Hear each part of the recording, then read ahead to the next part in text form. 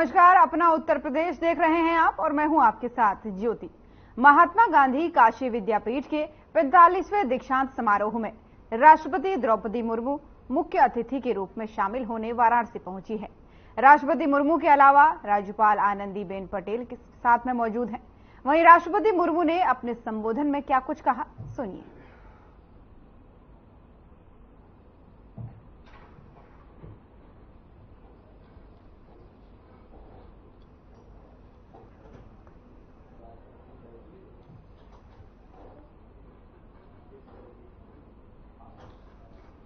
तो वाराणसी से आपको खबर बता रहे हैं, जहां पर राष्ट्रपति द्रौपदी मुर्मू पहुंची है। महात्मा गांधी काशी विद्यापीठ के 45वें दीक्षांत समारोह में राष्ट्रपति द्रौपदी मुर्मू पहुंची है। मुख्य अतिथि के रूप में यहां पर ये पहुंची है और वहीं इस दौरान उन्होंने लोगों को संबोधित भी किया और संबोधन में उन्होंने क्या कुछ कहा है सुनाएंगे आपको, लेकिन उससे पहले आपको तस्वीरें दिखा रहे हैं सीधे वाराणसी से, जहां पर राष्ट्रपति द्रौपदी मुर्मू पहुंची है। काशी विद्यापीठ का ये 45वां दीक्षांत समारोह है और इस समारोह में माननीय राष्ट्रपति जी ने संबोधित किया है लोगों को। 45वां दीक्षांत समारोह का आयोजन किया गया है यूपी में। आज यूपी में जो वाराणसी है, वाराणसी में काशी विद्यापीठ का ये 45वां दीक्षांत समारोह है और इस अवसर पर राज्यपाल आनंदीबेन पटेल भी इस दौरान मौजूद रही। इस दौरान राष्ट्रपति मुर्मू ने संबोधित किया। क्या कुछ उन्होंने कहा है सुनाते हैं आपको।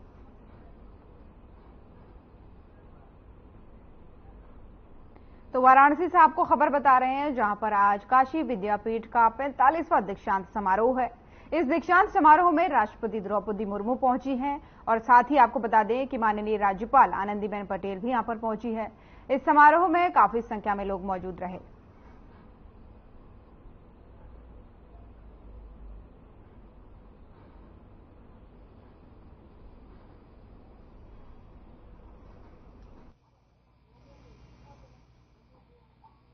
इस दीक्षांत समारोह में उपस्थित उत्तर प्रदेश की राज्यपाल श्रीमती आनंदीबेन पटेल जी, राज्य के उच्च शिक्षा मंत्री योगेंद्र उपाध्याय जी एवं राज्य मंत्री श्रीमती रजनी तिवारी जी, विद्यापीठ के कुलपति प्रोफेसर ए.के. त्यागी जी, अन्य विशिष्ट अतिथिगण, आचार्यगण, विश्वविद्यालय के टीम के सदस्यगण, अभिभावकगण एवं प्रिय विद्यार्थी, इस दीक्षांत समारोह में उपाधियां और पदक प्राप्त करने वाली सभी विद्यार्थियों को मैं हार्दिक बधाई देती हूँ।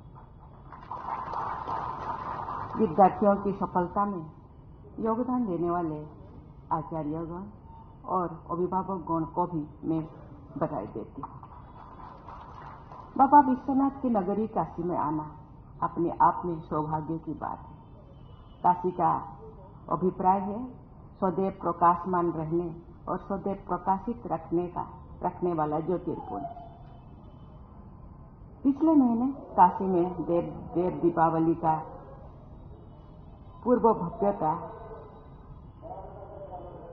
पर्व भव्यता से मनाया गया है। मुझे बताया गया है कि उस पर्व को 72 देशों के प्रतिनिधियों ने हमारे देशवासियों के साथ यहाँ मनाया है। ज्ञान का प्रकाश प्रसारित करना भी काशी की एक प्रमुख पहचान रही है। मेरे विचार में विद्यापीठों के लिए काशी सर्वथा उपयुक्त स्थान है। प्यारे विद्यार्थियों, आपके शिक्षण संस्थान की अत्यंत गौरवशाली विरासत का एक प्रमाण ये है कि दो भारत रत्न इस विद्यापीठ से जुड़े रहे। भारत रत्न डॉक्टर भगवान दास जी काशी विद्यापीठ के प्रथम कुलपति थे और पूर्व प्रधानमंत्री श्री लाल बहादुर शास्त्री इस विद्यापीठ के पहले बैच के छात्र थे। वस्तुतः काशी विद्यापीठ से वर्ष 1925 में शास्त्री की उपाधि मिलने के बाद से ही उनके नाम के साथ शास्त्री उपनाम जुड़ गया था।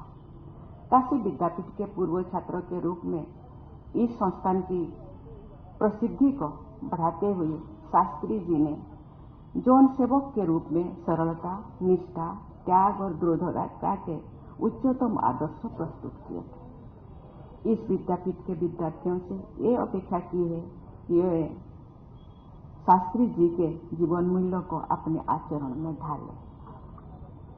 हिंदी माध्यम से उच्च स्तरीय शिक्षा प्रदान करने के लिए बाबू शिव प्रसाद गुप्त जी ने काशी विद्यापीठ की अपनी परिकल्पना की चर्चा महात्मा गांधी से की थी और गांधी जी ने उसे सहर्ष अनुमोदन प्रदान किया था।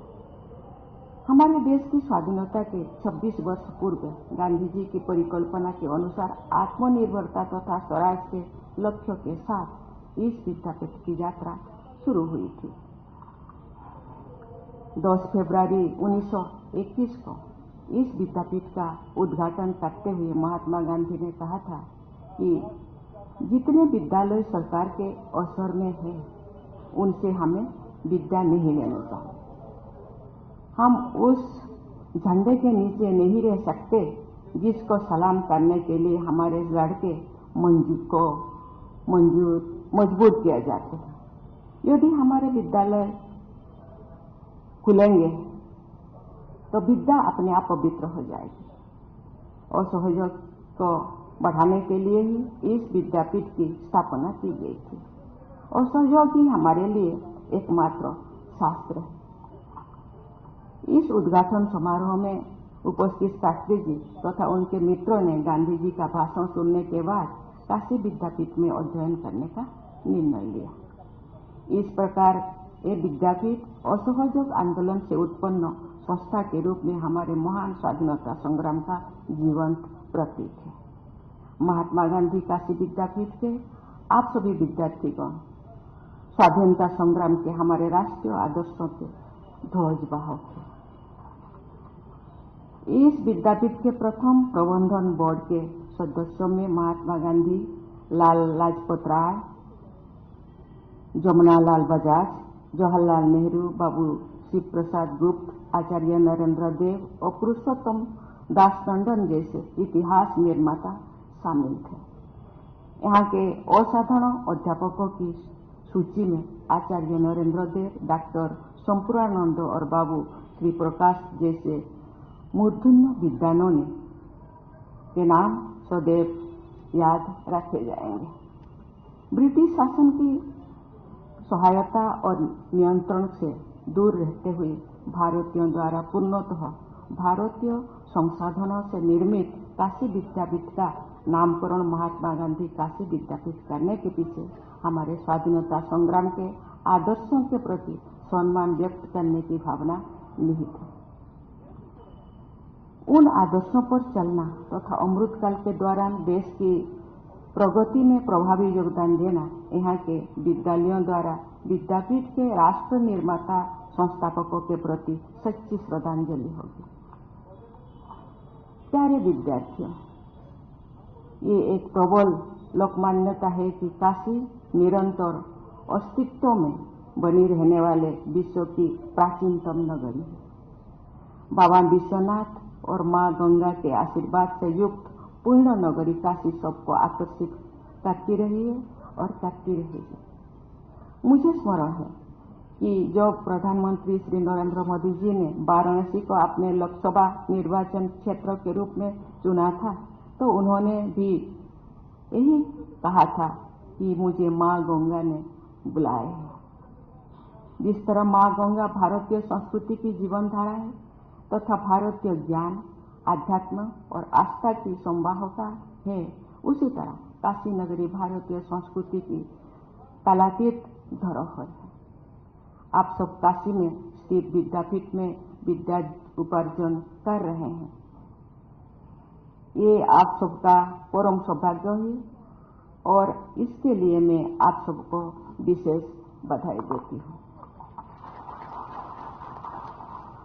ये विद्यानगरी प्राचीन काल से ही भारतीय ज्ञान परंपरा का केंद्र रही है और वर्तमान काल में भी यहाँ के संस्थान आधुनिक ज्ञान विज्ञान के संवर्धन में अपना योगदान कर रहे हैं। देविया और स्वजन लगभग 1300 वर्ष पहले जगत गुरु आदि शंकराचार्य जी के अद्वैत दर्शन को व्यापक लोक संस्कृति तथा तभी प्राप्त हुई जब काशी में आकर उन्होंने यहाँ के विद्वानों के साथ शास्त्रार्थ करते अद्वैत दर्शन की प्रामाणिकता की सिद्धि किया। आज से लगभग 250 साल पहले यहाँ काशी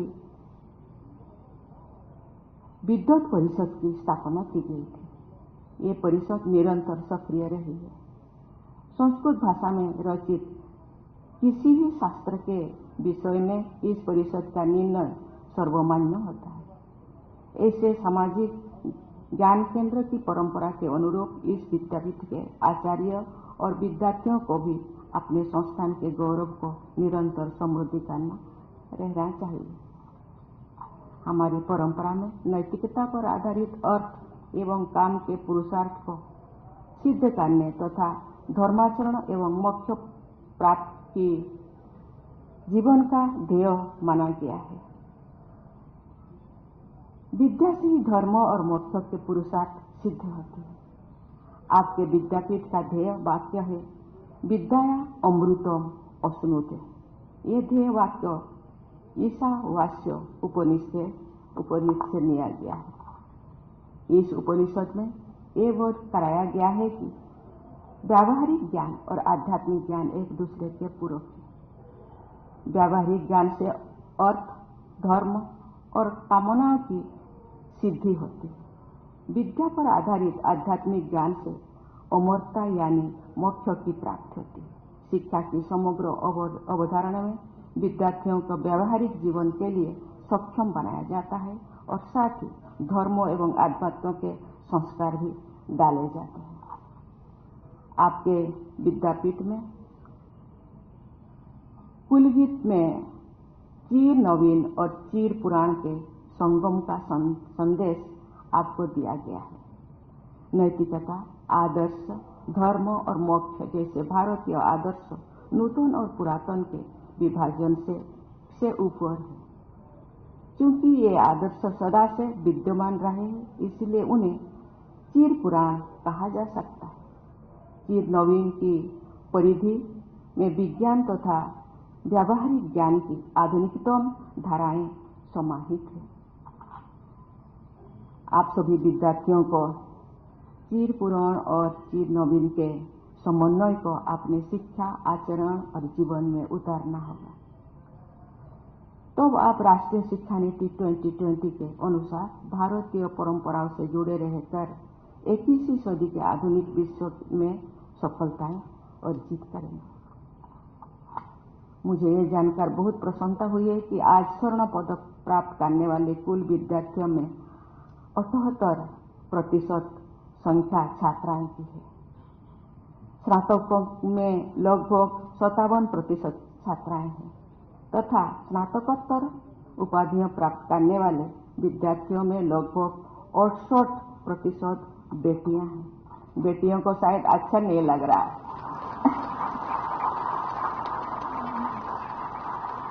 मंच पर आकर पदक प्राप्त करने वाले 15 विद्यार्थियों में 11 छात्राएं हैं।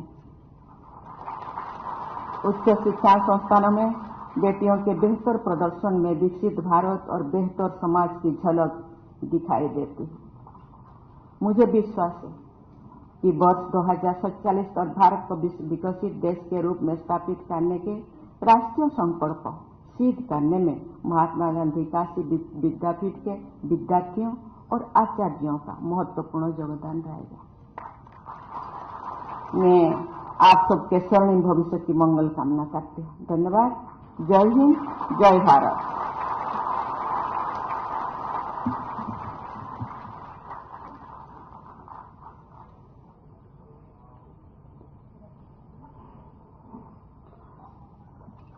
दीक्षांत भाषण हेतु मैं माननीय राष्ट्रपति महोदय के प्रति कृतज्ञता ज्ञापित करता हूं। आदरणीय कुलपति जी से निवेदन है कि 45वें दीक्षांत समारोह के सुसंपन्नता की घोषणा करने हेतु माननीय कुलाधिपति जी से अनुरोध करें।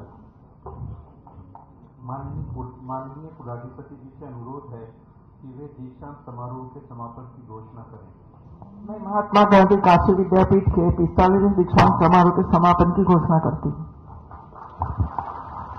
दीक्षांत सभागार में मंचासीन विद्वजनों तथा मंचस्थितर महानुभावों सहित सभी से अनुरोध है कृपया राष्ट्रगान के लिए अपने स्थान पर खड़े हो जाएं। साथ ही मैं विश्वविद्यालय की छात्राओं से राष्ट्रगान हेतु अनुरोध करता हूँ।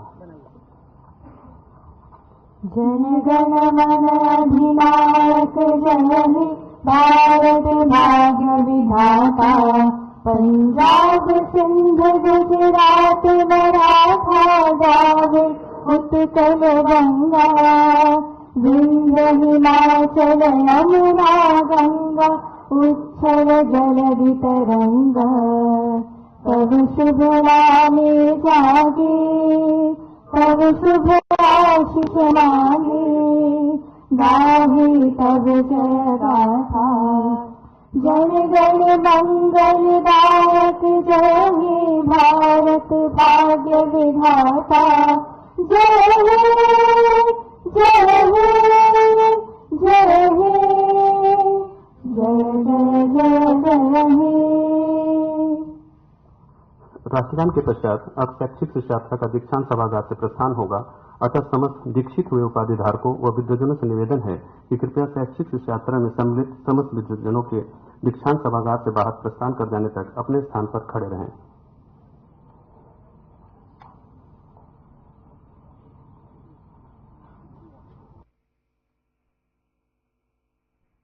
My God!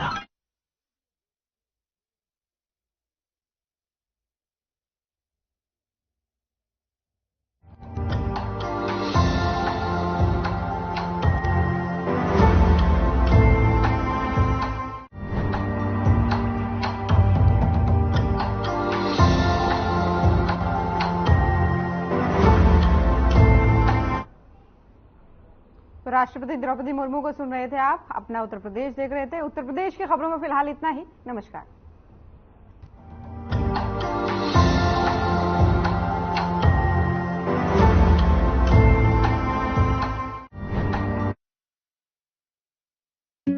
Hey mom, hey, look.